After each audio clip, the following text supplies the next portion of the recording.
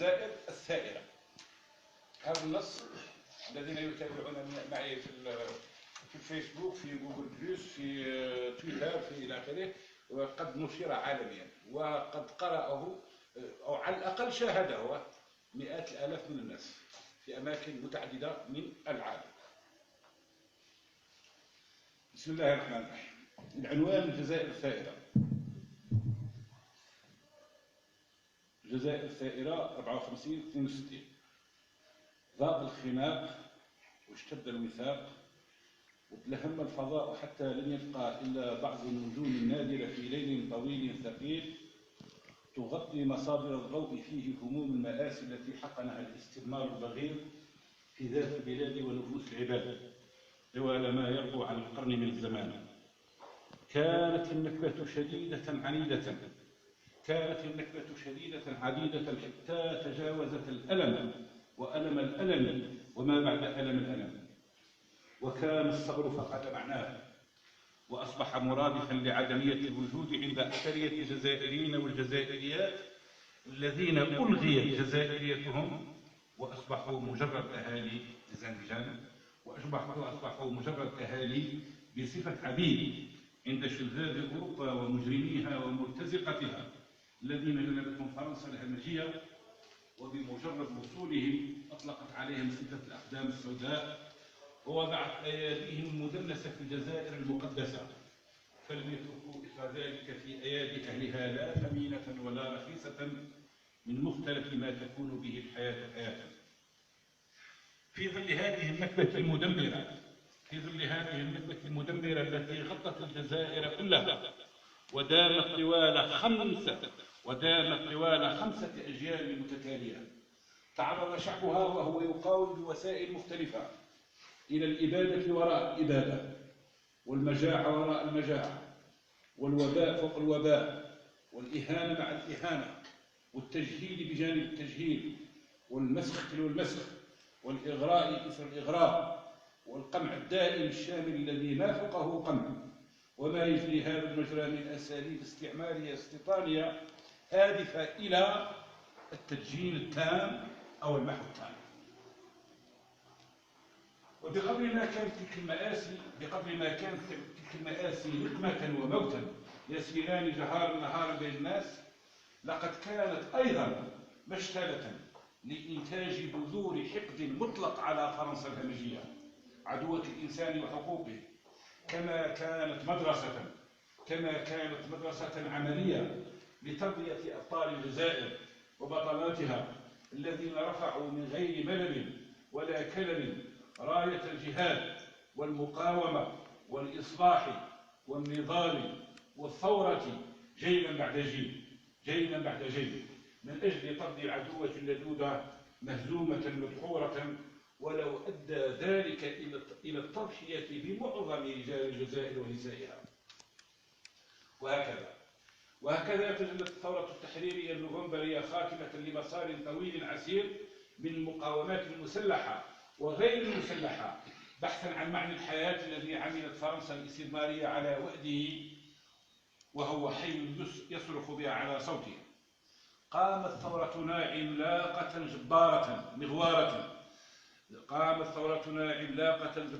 مغوارة ذات بأس شديد وحزم مجيد، وقام الأبطال في منتصف ليلة دامسة باردة فحولوا بعزمهم الخارق للعادة الظلام الدامس إلى أنوار رائعة أضاعت خبايا كل نفس، كما حولوا بصدقهم الذي بلغ منتهاه البرودة المجمدة إلى دفء لطيف جعل الدماء مستعدة للسيلان بسرور، تضحية من أجل الجزائر في كل جهاتها وأسقائها ومدنها وقراها ومختلف مرتفعاتها ومنخفضاتها وامتداداتها الشاسعة المتنوعة بغير استثناء يذكر.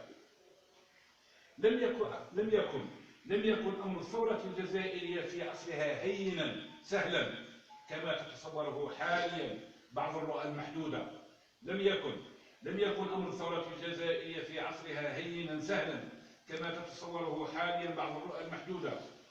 تعداد القاطنين في أرضنا زمن اندلاع ثورتنا كان تعداد القاتلين الذين كانوا يقتلون الجزائر كان 9 ملايين نسمة، منهم ما يفوق المليون نسمة بقليل من العسكريين الاستعماريين بمختلف أسلحتهم وألوانهم، ومنهم ما يفوق المليون نسمة بكثير من الخلود والأقدام السوداء ذوي الأصول الأوروبية والباقي، أي ما لا يبتعد عن كثيرا عن 6 ملايين نسمة هم الشعب الجزائري الحقيقي. ما لا يبتعد كثيرا عن 6 ملايين نسمة هم الشعب الجزائري الحقيقي صاحب الأرض المحتلة احتلالا استيطانيا بشعا همجيا. ومن هذا التعداد أي 6 ملايين، ومن هذا التعداد الجزائري الحقيقي كان استشهاد 1.5 مليون من المجاهدين والمجاهدات خاصة ومن المواطنين والمواطنات عامة، وهذه نسبة 25% من الشعب الجزائري. استشهد حوالي 25% ومن هذا التعداد الجزائري دائما كان المعطوبون والجرحى والسجناء والمنفيون والمطاردون والمهجرون والثكالى والأرامل واليتامى بنسبة حوالي 25% من الشعب الجزائري. نصف الشعب الجزائري دفع الثمن مباشرة. والنصف الباقي من الشعب الجزائري قضى سنوات الثورة التحريرية مساهما فيها بجزء من القليل الذي يملكه، وهو تحت المراقبة والقهر والرعب في كل مكان، لا سيما داخل المحتشدات الجهنمية أو ضمن الأحياء الشعبية في المدن والقرى المحاطة بالأسلاك الشائكة المكهربة. ولم يكن خارج هذه التراجيديا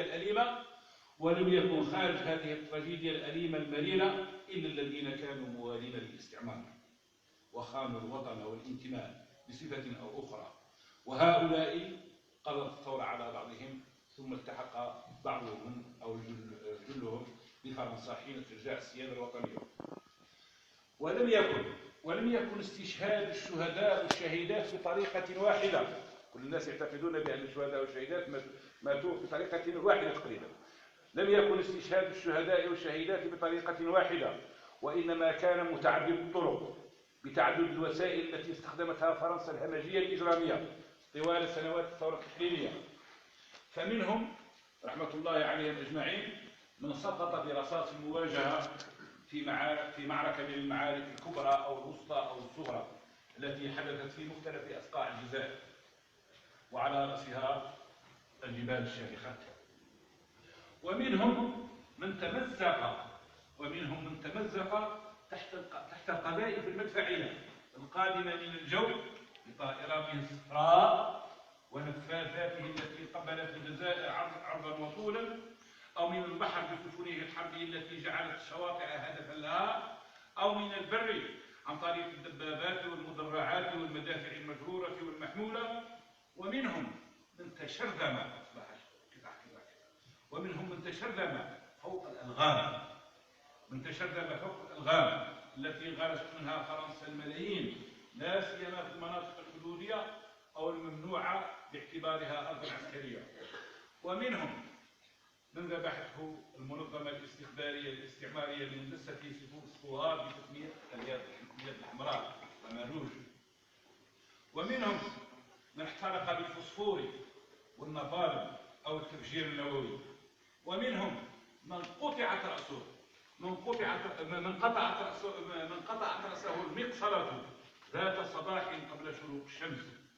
ومنهم من رحل تحت التعذيب اللا إنساني في السكنات والثغور والفصائل الإدارية المختصة نصاص SAS والمكتب الثاني دوزيام بيرو ومراكز الاستخبارات المتنوعة بأيادي المجرم اللفيف الأجنبي والمظليين والمرح والحركة ومن على شاكلتهم وفاقدي أبسط معاني الإنسانية. ومنهم من تفحم بكهرباء الأسلاك الشائكة